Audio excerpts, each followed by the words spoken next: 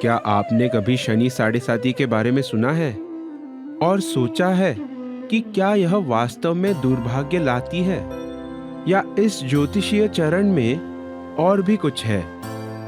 अक्सर इसे एक चुनौतीपूर्ण 7.5 साल की अवधि के रूप में वर्णित किया जाता है और कई लोग मानते हैं कि साढ़े साती संघर्ष और कठिनाइयों का समय है।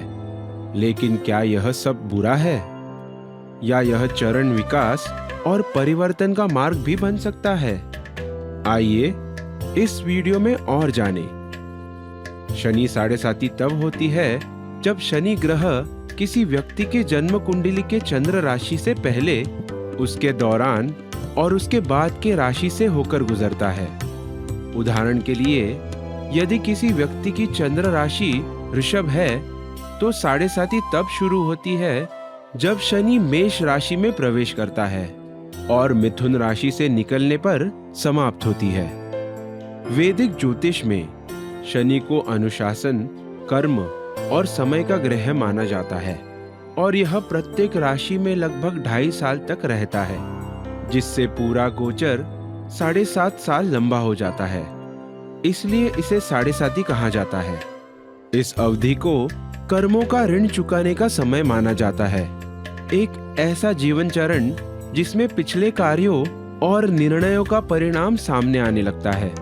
व्यक्ति की जन्म कुंडली और ग्रहों की स्थिति के आधार पर साढ़े साती या तो बड़ी उपलब्धियां और सफलता ला सकती है, या फिर महत्वपूर्ण चुनौतियां जो व्यक्ति को आध्यात्मिक विकास की ओर ढकेलती है।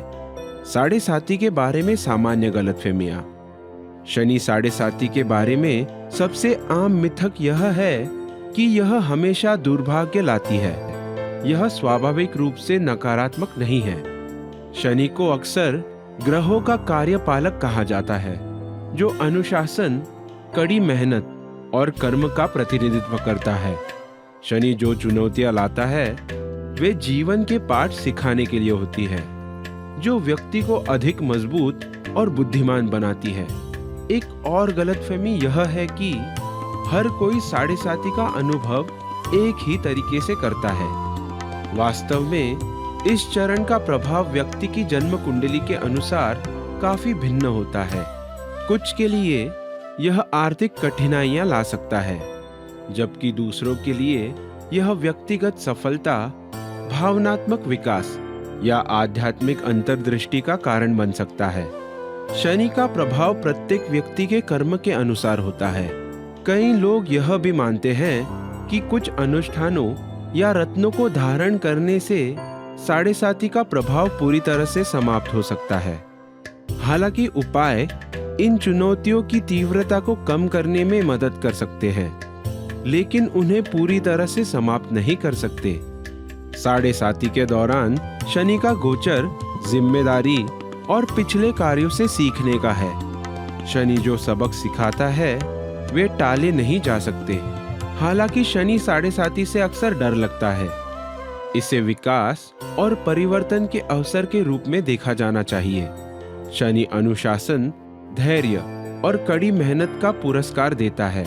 जो लोग ईमानदारी से जीवन जीते हैं वे इस समय सफलता का अनुभव कर सकते हैं, क्योंकि शनि उनके प्रयासों का फल देता है। दूसरों के लिए साढ़े साती के दौरान आने वाली चुनौतियां एक जागरूकता के रूप में काम कर सकती है, जो उन्हें व्यक्तिगत विकास और आंतरिक शक्ति की ओर ले जाती है। अंततः आप इस चरण का सामना कैसे करते हैं, यह आने वाले वर्षों के लिए दिशा तय करता है। सिर्फ दुर्भाग्य की शाश्वती देने के बजाय शनि साढ़े साती एक ब्रह्मांडीय निमंत्रण है कि अनुशासन और जीवन की चुनौतियों को दृढ़ता के साथ अपनाया जाए। इन कठिनाइयों का सामना करके व्यक्ति इस अवधि से अधिक बुद्धिमान, मजबूत और भविष्य का सामना करने के लिए तैयार हो सकता है। इसलिए इस समय से डरने की बजाय इसे विकास और परिवर्तन के समय के रूप में देखें। आत्मखोज की एक शक्तिशाली यात्रा।